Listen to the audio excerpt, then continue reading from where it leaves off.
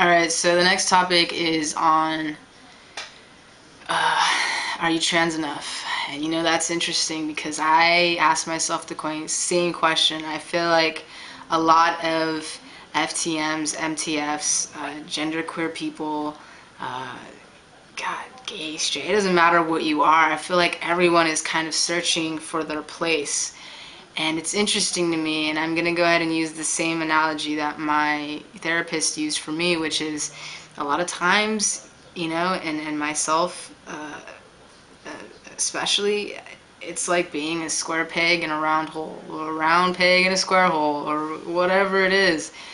And sometimes it doesn't always perfectly match, and sometimes transitioning will make you feel like you perfectly match. Sometimes then you'll be a square peg in a square hole, but sometimes that's not always the case, and I know that's definitely not the case for me.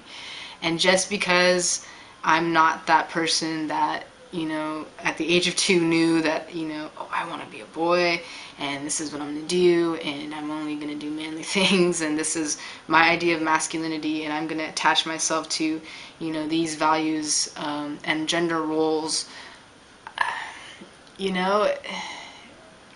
Maybe back in the day that was definitely something that was expected and demanded of people, but being in the generation, the time period that we are now and for the future, I would certainly hope that we continue to grow and change and accept one another and know that there doesn't have to be a growth cap. Like, sexuality is fluid. You hear that often enough. You hear about married couples that separate and one finds out they're gay and they didn't know, and another finds himself in love with a male to female woman and he never thought he would ever do that. You just don't know. And gender is just like that to me, I think. Of course, that's something that is, if you take hormones and live a lifestyle, that's definitely a more serious level, I guess you could say. But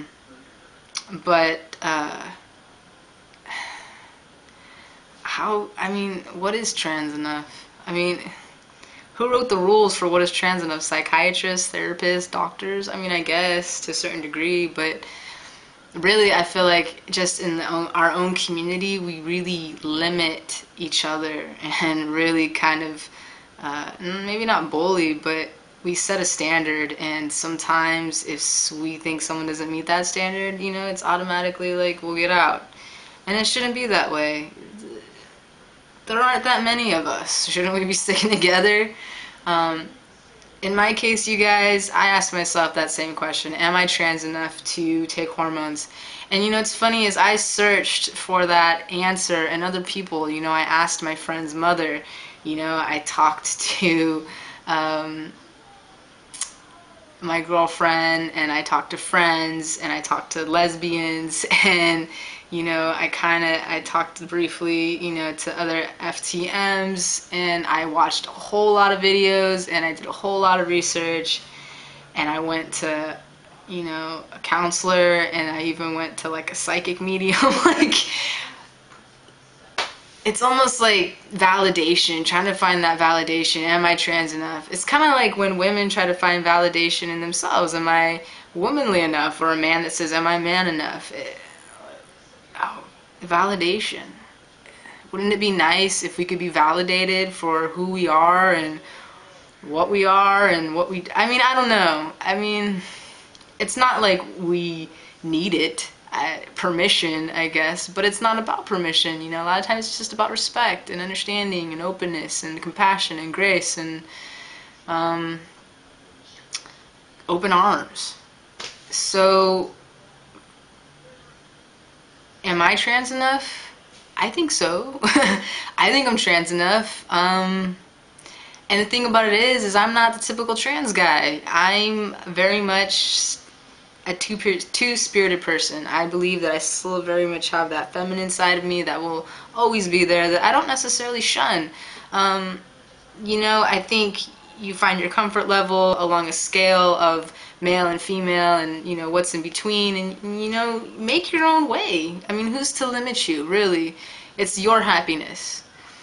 And I'm definitely along more of the male side, and because of that, that's where my comfort level is. That's where I think I'll be happiest. And so far, I'm pretty happy. And I shouldn't have to be forced to meet certain conformities and standards in order to, be accepted as a trans person. So, to all the critics and the bullies and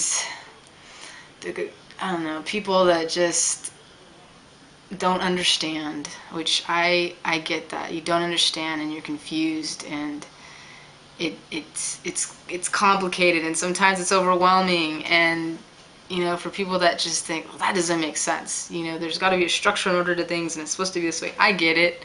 I've been there. Seriously.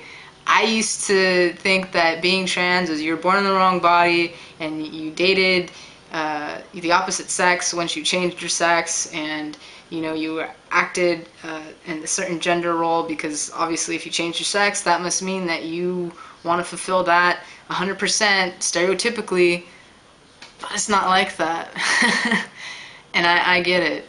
I really do. I've definitely come from the place of being like a male basher, straight male basher, when I was like, pro-gay, and, and then I've been there with even being trans and learning. I mean, it really is about education, you guys. If there's one thing we can do is educate each other and educate others. I had no idea that a trans person could still be very much genderqueer. I don't know. It's craziness. And if, I can't judge you if you don't get it. I just ask that, you take your time and try to understand, that you just ask questions, and that you do so in a nice way. And try to keep an open mind. And if you don't, just, I don't know, reach out if it's really that important. Just, if you don't feel right about it and you don't understand it, that's fine. But don't bash. Try not to judge. Don't be so critical. I'm sure there's a lot of things in your own life that doesn't quite match up. So that's my take on being trans enough. I think it's kind of silly. I mean, it's all about accepting yourself. And that's the bottom line. Accept yourself, no matter what. Alright, I'll see you guys next week.